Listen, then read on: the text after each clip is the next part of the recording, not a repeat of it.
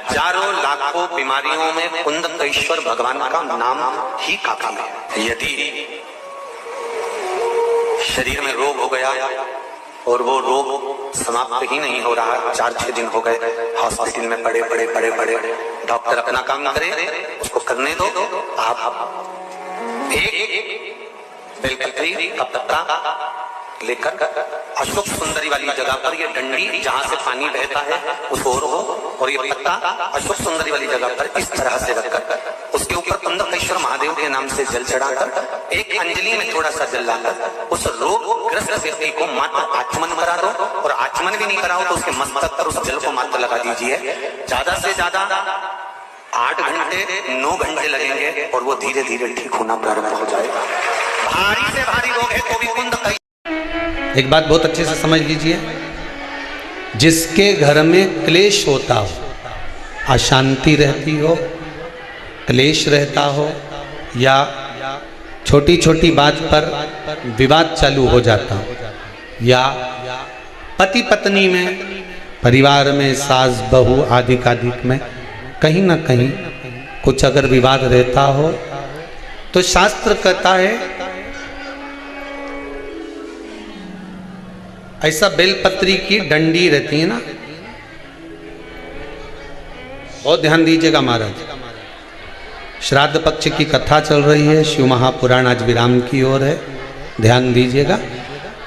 जैसे ये बेलपत्री की जो डंडी होती है, डंडी का जो भाग होता है बेलपत्री की, ऐसा बेलपत्री की 7 भाग ले लो, मतलब बेलपत्री 7 ले लीजिए। 7 बेलपत्र लेकर कच्चा जो सूत होता है ना, कच्चा सूत जो जानते हो पेड़ पौधे में माताएं लपेटती हैं, धागा जो होता है ना सफेद कलर का कच्चा धागा, जो बड़ में, पीपल में और आंवला आदि में लपेटा जाता है, कच्चा सूत, उसको शंकर भगवान और माता पार्वती का स्मरण कर कर नंदी के, जो नंदी होता है, नंदी के राइट भाग है, नंदी का एक पांव ऊंचा होता है, आपने देखा होगा आगे का पांव ऊंचा होता है, बैठते समय नंदी का एक पांव ऊंचा, एक पांव नीचे की हो जाता है। तो नंदी का जहां पांव ऊंचा है उस ऊंचे पांव के पास में बैठना है। कच्चे सूत पर उस बेलपत्री के जो 7 गुच्छ हैं, 7 जो बेलपत्री के भाग हैं, 7 बेलपत्री हैं, उसको अपना नाम गोत्र स्मरण कर कर उस कच्चे सूत को लपेटना है महाराज। लाल कलर का चंदन उस बेलपत्री के पत्ते में जो अग्रभाग होता है, सबसे आगे का भाग, 7 में लाल चंदन लगाना है महाराज। उस चंदन को लगाकर आप प्रदोष के दिन, प्रदोष काल में शंकर भगवान को समर्पित अगर करते हैं तो जिस घर का गोत्र बोला है उस घर में कभी क्लेश नहीं हो सकता, उस शांति का अनुभव, उसमें क्लेश नहीं हो सकता। एक धागा होता है पक्का धागा, एक धागा होता है कच्चा धागा। बहुत ध्यान दीजिएगा महाराज, पक्के धागे से नहीं लपेटना सफेद, कच्चा जो धागा पीपल में, बड़ में या आंवला आदि में जो हम लोग लपेटते हैं पूजन करते समय, वो कच्चा धागा। और एक बात और आपको कहने, ध्यान दीजिएगा,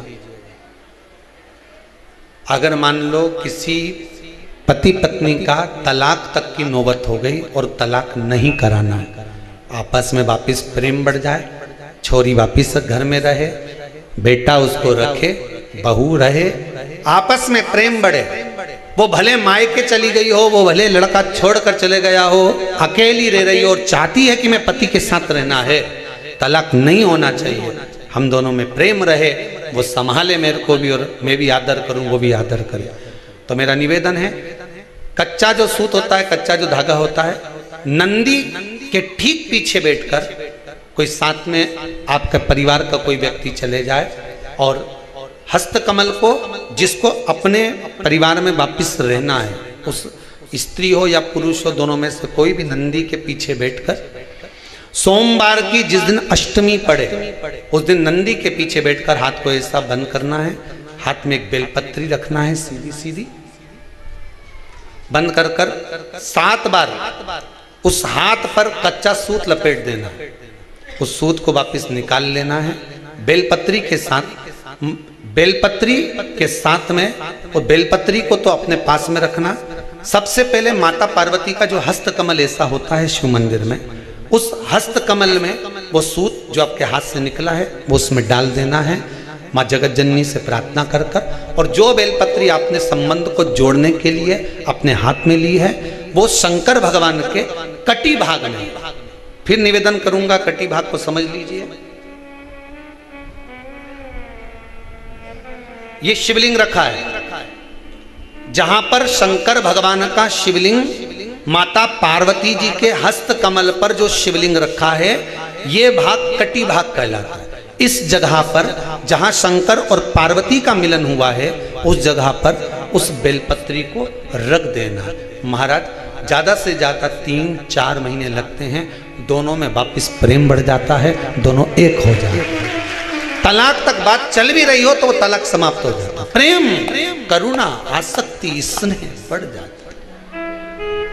संबंध टूटने की कतार पर एक बार माता पार्वती को समर्पित तो करो अपना संबंध कि मां अब तुझे नहीं भाना। माना मैंने अपशब्द कह दिया होगा, माना मेरी गलती होगी, थोड़ी गलती उनकी भी होगी, पर दोनों की गलती है मां, अब इस संबंध को तुझे निभाना। जब कच्चा सूत माता के हाथ में रखो तब माता को विनती करना, इस संबंध की डोरी अब तेरे को दे दी। दीन बंधु दीनानाथ मेरी डोरी तेरे, अब ये डोरी मैंने तुमको दे दी, अब ये संबंध आपको निभाना है, अब ये संबंध मेरा। पतंग उड़े आकाश माने, डोर थारा हाथ मां, ओ भोले मेरी पतंग ऊंची राखना। शंभु मेरी पतंग ऊंची राख, नाव चले मझधार मां, पतवार थारा हाथ मां, ओ भोले मेरी नैया पार लगा। शंभु मारी नैया पार लगा। रथ उब्या मैदान माने, डोर थारा हाथ मां। रथ उब्या मैदान माने, डोर थारा हाथ मां। ओ भोले हमने रण संग्राम जितावजो। शंभु हमने रण संग्राम जिता, ओ भोले थारा चरण कमल मारा। हे भगवान अब ये पतंग इधर उधर ना जाए, इसको साध ले, मेरी डोरी तू पकड़ ले, मेरी ये डोर तुम पकड़ कर। भगवान से प्रार्थना करो, निवेदन करो। संबंध टूट रहा है, इसको संभाल लो। घर में क्लेश मच रहा है, इसको संभाल लो। परिवार टूटे ना। कौन कहे कि आपका सरकारी नौकरी ना लगेगी? मेरा बेटियों से और मेरे बेटों से निवेदन है, मेरे युवान बहन भाई से निवेदन है, ये कभी मत सोचना कोई तुमको अगर डरा दे कि बहुत मेहनत करना पड़ती है तब सीए निकलता है, लास्ट का सीए, फाइनल तो बड़ी मेहनत से होता है, इंजीनियरिंग की पढ़ाई तो बड़ी कठिन होती है, इसकी पढ़ाई तो बहुत कठिन होती है। अरे कलेक्टर का पद पाना कोई साधारण है, एसपी डीएसपी बनना कोई साधारण है, ये बनना कोई साधारण है? हम कहते हैं जो तुम्हारे सामने खड़े हैं वो भी तो बने हैं, जब वो बन सकते हैं तो तुम क्यों नहीं बन सकते हो? आपके परिश्रम में कमी मत आना, आपकी मेहनत में कमी मत आना, और आपके विश्वास में कमी मत आना। आपका भरोसा दृढ़ कर लो, मैं कर रहा हूं, आपकी बार मम्मी, मां आपकी बार, ए महतारी आपकी बार, जो पढ़ाई करूंगा ना, मैं गारंटी देता हूं, मैंने शिव जी पे जल चढ़ाया, मैंने बेलपत्र चढ़ाई है, और अब मैं दिल से पढ़ाई करूंगा। अगली कथा में इसी छत्तीसगढ़ की भूमि में पंडाल में बैठकर मैं भी कहूंगा कि मेरी नौकरी लगी है।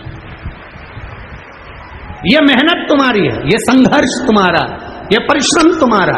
ऐसा कौन सा काम है जो आप नहीं कर सकते?